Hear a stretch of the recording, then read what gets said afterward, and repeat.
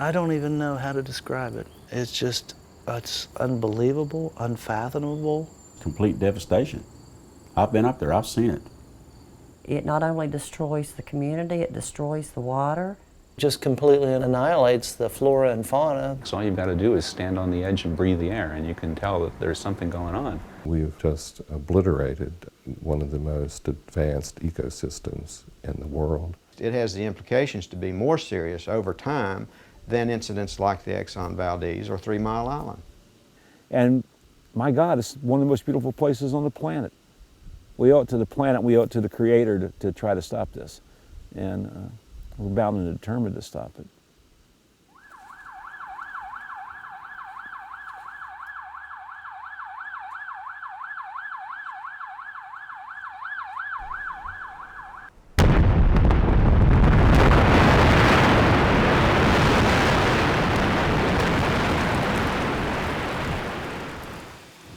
What a legacy we're leaving for the next generation.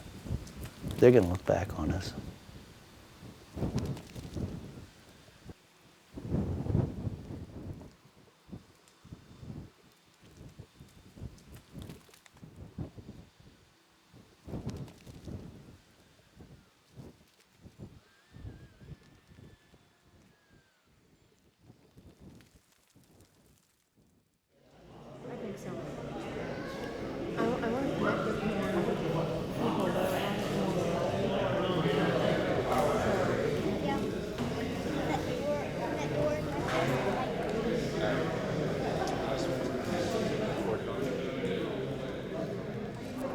You can't put a mountain back.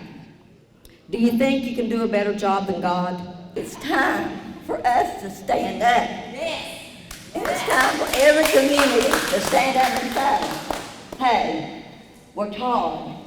We're fed up with you telling us that everything's going to be okay. Massey Energy wants to destroy these mountains forever.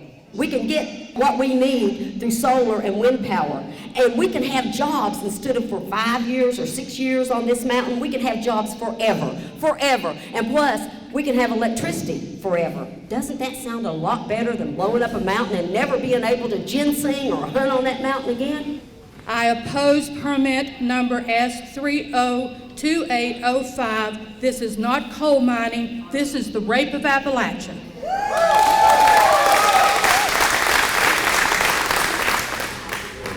Don't brush me off like that. I lost my home and almost lost my life. Not brushing you off.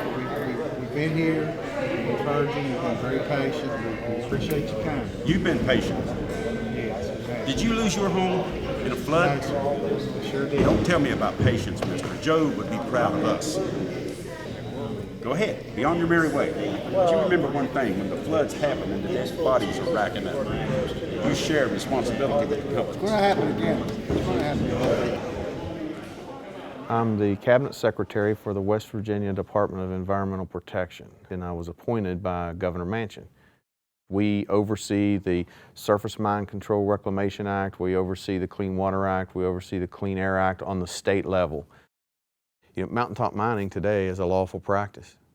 If it were tomorrow to be an unlawful practice, I wouldn't allow it, regardless of my opinion on it one way or another. So what do I think about the DEP? In one sentence, I would like to see them totally disbanded. I think they are a waste of the taxpayers' money. I think that they are, if not 100%, 99.999% in favor of the companies. The environmental costs are enormous. There have been 7 periods of flash flooding in Appalachia since the late 1990s that have resulted in damage to thousands, tens of thousands of homes. But the water was so violent, it was so fast. Because all the trees are removed from the surface areas, everything downstream then is subject to flash floods. Plainly and simply put, mining does not cause flooding. Severe rainfall causes flooding. All of that water, sludge, rock and debris came down the hollow, and people just literally had to run for their lives. And I could go on and on about what we lost, but I don't remember. Did you see that? I hope your camera picked that up. That was A.T. Massey shooting. Blasts go off every day that may be a quarter-mile long and 30 feet wide. The Earth's reduced to rubble, and that's all for the next 24 hours, picked up and moved and dumped into valleys, trying to get down to that coal. The coal is actually removed and processed. Maybe 500 to 600 feet of the top of the mountain will be removed, and the rock and soil then dumped into the valleys and streams below, and those are called valley fills. They don't make Nerf bulldozers. Bulldozers are made to move earth. I mean, the active site's an industrial site. We're harvesting energy for the state and for the world. The impacts are temporary, and you come back in just a couple of months and see the area and the regrading and the revegetation and the wildlife habitat that's created, and often instances a commercial or industrial development will begin to go up. You can't take the coal out, put the mountain back exactly the way you found it, and move on. But when you just simply take the rubble from the top of a mountain and dump it into a valley, you have ruined that valley, obviously, and buried the stream. But you've also kept any future generations from being able to develop that site, because it's just unstable land that's never going to be useful for anything. And we do have a lot of developable land in southern West Virginia. Where is the development? And I can't answer that. Nobody's ever going to build anything on those. You put a parking lot on it, within a few years it's starting to crack up. The bottom line where I think mistakes have been made in the past is that there was no proper planning, what we call post-mine land use. And if there's no post-mine land use, then if you went ahead and mined it strictly for the coal, then you had to put it back to contour.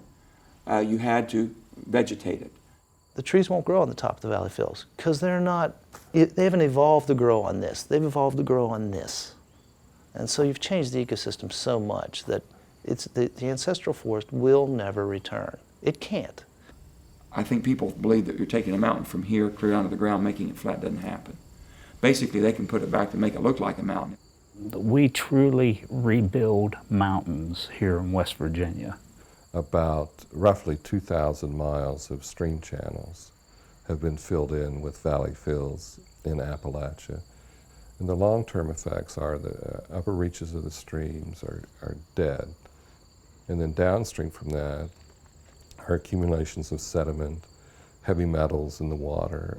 When you break the rock and you expose these elements to oxygen and water, then you allow these elements to be released into the environment at a much more rapid pace. And that causes some water quality impacts. So that's an issue that we are concerned about, and that's an issue that we regulate. Now, has your water, always been pretty good? We're just looking at metals. We're not looking at organics, or so these tests come back negative doesn't mean everything's okay, but just another step towards getting, figuring out if your water's good to drink or not.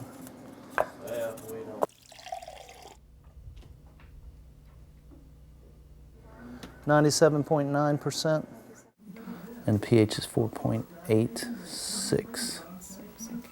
It all starts up in the headwater streams in the Appalachians. You can't say, if you live in the eastern United States, that you're not linked to what's going on in southern West Virginia and eastern Kentucky. You are. It's your water supply. It's the most critical thing in the human or any other animal's life cycle. So the situation in West Virginia in the Mud River system is at the brink. It's at the toxic threshold, and just a little bit more can push it over the edge, and those fisheries will essentially collapse. I just have a different opinion on that that's founded in fact and science. Mountains are not destroyed. Water systems are not destroyed here in West Virginia. The deformed fish, that is really your smoking gun. That is the cause effect, that's the red flag. Once you see that, you really do have a serious situation. I mean, that almost sounds like a researcher that's getting into the political debate. He says that the Mud River Reservoir is on the brink of a major catastrophic toxic event. Frankly, it's not. It is a thriving fishery. So he's wrong, clearly wrong. When it gets down to the true politics, you know, he's accused me of being a politician, but the politics lie on their side and how they act or don't act in terms of protecting the environment. All I'm here for is to speak for the benefit of fish and wildlife. They can't protect themselves. They don't have a voice in this whole issue. So that is my role, really, my ethical and professional responsibility as a research scientist with 30 years of experience in what selenium does and how it acts in the environment. I've seen this water so black, the color of it, and a skim that looks like if you throw a match on there, it would catch on fire. My grandparents lived here, and great-grandparents lived here. So it's been handed down. This is the only place that's left. If you take an aerial shot, you'll see that this is the only place. Everything else we're surrounded by the strip mines. See, this was all a holler up through here. We'd come up through here and ginseng, go up in these woods and. It's a beautiful place right in here. Right through here, this was all so pretty. There's no way they could put it back the way it was. The Mud River ecosystem is a symbol. That is a symbol and a sentinel. It's an indicator, and it's an indicator of what we can expect to see on a much broader scale in other areas if the pollution from mountaintop removal mining isn't controlled. If you would go up in an airplane, an aerial shot, all you would see was a little clump of green here, and the rest of it is strip mines. So we're just kind of in a little bowl, a strip mining bowl. Strip away, big D9 dozer, coming for to bury my home. I'm getting madder as you're getting closer, coming for to bury my home.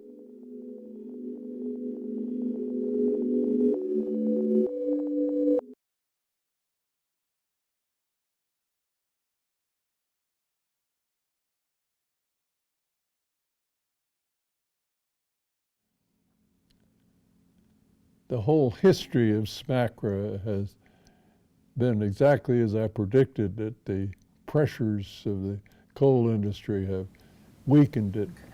Here in West Virginia, we perhaps have the most stringent law and regulations that are not only protective of the environment, but also protective of local citizens. The industry is in flagrant violation of the Clean Water Act and the Surface Mining Control and Reclamation Act, key provisions regarding water and the protection of the environment. We all love this state. We want to do everything we can to make sure that we preserve what we have and make it better. And we're all environmentalists. Let me tell you where I think the state can go. I think we are on the brink. I believe that we can be a world leader in energy. But the fact of life and the reality is 50% of the energy for the United States comes from coal. You can't keep the country running without it and be competitive in a global economy. If those are the facts, then shouldn't we all, and especially the federal government, come to the realization that we've got to use what we have? Excuse me. Stop that kind of talk and that rhetoric. That's what happened in 1977 when we got the Surface Mine Control Reclamation Act, and that is what gave them the vehicle to do mountaintop removal. Stop talking that crap. But I do hear that all the time. I hear, they're impacting our mountains. Well, they're not our mountains. Those mountains have been bought. I suspect every mountain in our state's for sale if somebody wants to buy it and just preserve it. Right or wrong, we live in a capitalistic society. It's a capitalistic democracy. Government doesn't make those kinds of decisions for companies or for property owners. The coal companies we have now, they do not care for the community. They do not care for the people. It's simply for the money, period. With no thought of tomorrow or yesterday. And I really think that they want to see this place here as a 40-mile long landfill with all the people gone. And I don't think they care how the people leave. Well, I don't know why they would want to stop mountaintop mining, and I don't know how it quite gets to that point where the mere existence of this form of mining is threatened. Judy and I were talking, I go, I wonder how much explosives they're setting off. She goes, I don't know. So I called it DEP. And it come up, at that time it was 3 million pounds. Today, I went and looked at it recently, it's more like 3.5 million pounds per day. Think about that. I'm hoping that Obama's administration will step in, but I think what could happen is that people, and this is historic. I mean, history tells us this. This is nothing new. When people get fed up, what do people do? They revolt. There's a civil uprising, and that's what they're forcing people to do.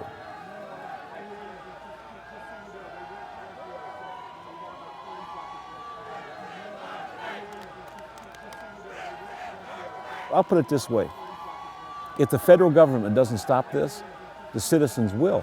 Burning all fossil fuels would destroy the future of young people and the unborn. We're going to have to go to jail to stop the mountains from being destroyed.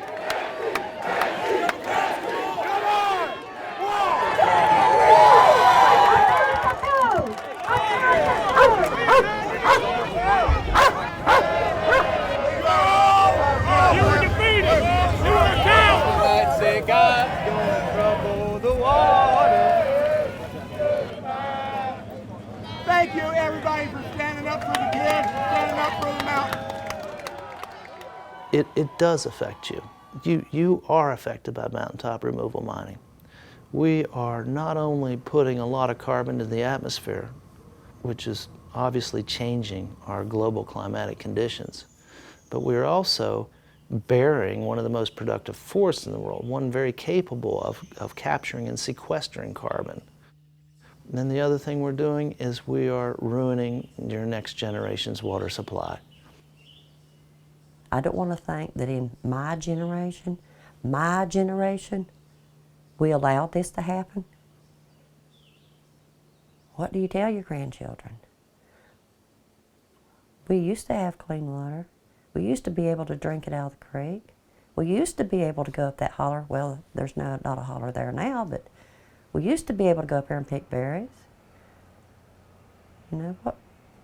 How can you justify that to your grandkids if you don't try to stop something like mountaintop removal?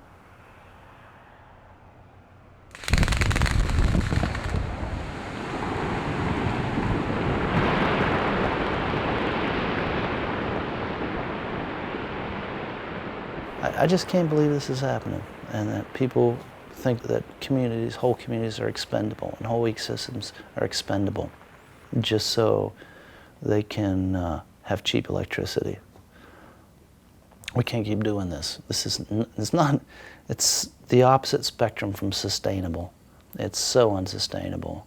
We've so got to do something else. Alternative energy is not an alternative. It's the next thing, and if we don't do it, we're not going to survive as a species.